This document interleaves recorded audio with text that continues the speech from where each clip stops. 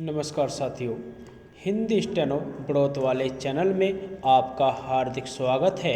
आज की डिक्टेशन रामधारी गुप्ता खंड 1 से प्रतिलेखन संख्या 95 व 96 से 100 वर्ड पर मिनट की स्पीड से होगी। तो आइए शुरू करते हैं। डिक्टेशन शुरू होगी 5 सेकंड बाद। स्टार्ट। अध्यक्ष महोदय, मैं कृषि मंत्रालय की मांगों का समर्थन करती हूँ। इसके साथ ही मैं यह भी कहना चाहती हूँ कि सदन के सदस्यों को बोलने में बहुत कठिनाई होती है। कई माननीय सदस्य 4 बार बोल चुके हैं। अब अगर किसी महिला को मौका मिला है तो उनको तो सहानुभूति होनी चाहिए। मैं कहना चाहती हूँ कि मैं किसान की लड़की हूँ और खेती करने वाले घर में महिलाएं बहुत काम करती है, इसलिए उनको खेती का अच्छा अनुभव होता है। हमारे देश में कम से कम वही होना चाहिए। कम खेती करने वाले घरों में महिलाएं ज़्यादा काम करती है, उनको हर सुविधा होनी चाहिए। हमारे मध्य प्रदेश में इस वर्ष पानी बहुत कम बरसा है। वर्षा बहुत कम हुई है। वर्षा कम होने की वजह से फसल बहुत कम हुई है। इसलिए मेरी प्रार्थना है कि किसानों का इस वर्ष का लगान माफ़ कर दिया जाना चाहिए। उनसे इस वर्ष लगान बिल्कुल नहीं लिया जाना चाहिए।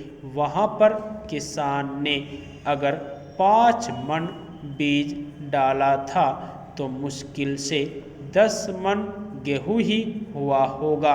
किसान रो रहे हैं, उनको कोई सुविधा नहीं है, इसलिए उनका इस वर्ष का लगान माफ़ कर दिया जाना चाहिए।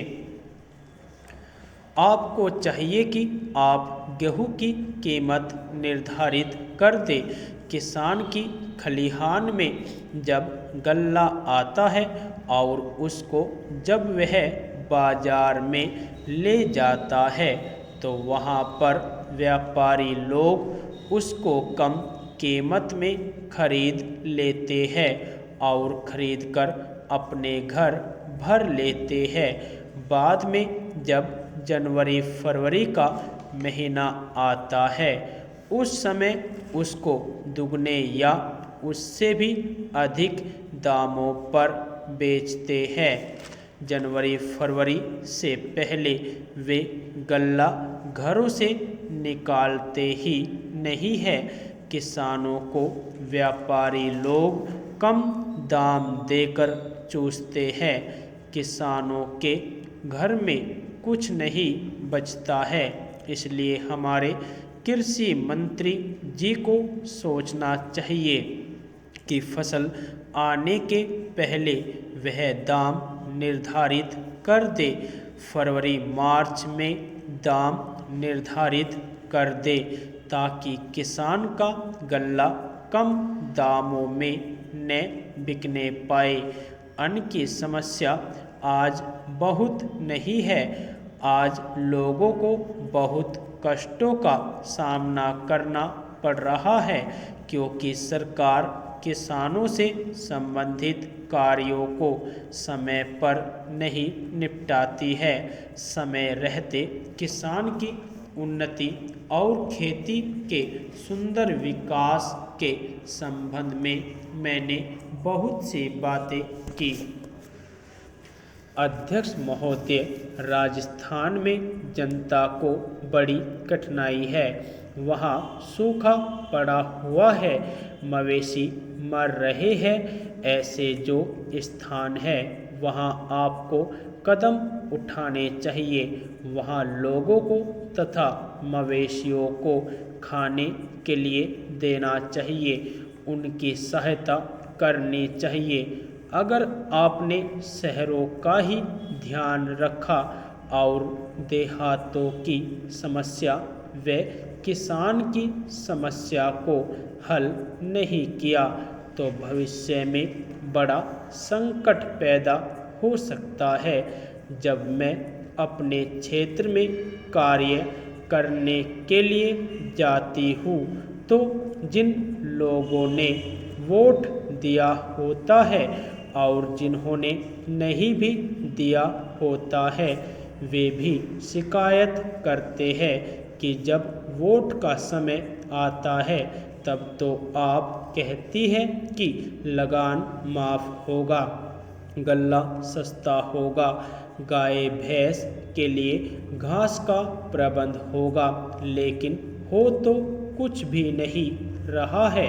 अंग्रेज़ों से जब हमने राज प्राप्त किया था उस समय नारा लगाते थे कि लगान माफ़ होगा, नहरें खोदी जाएंगी, गाय भैंस के लिए घास का इंतजाम किया जाएगा, लेकिन कुछ नहीं हुआ, लगान भी दुगना बढ़ गया।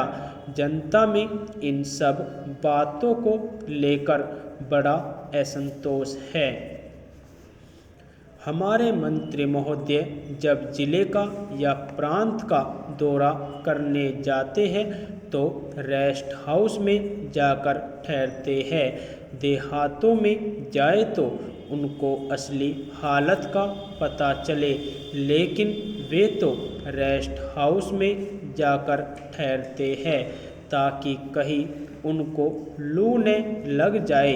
इसलिए मैं निवेदन करती हूँ कि उनको गाँवों में जाना चाहिए। वहाँ जाकर उनको किसान की कठिनाई को समझना चाहिए, उनकी कठिनाई को दूर करना चाहिए।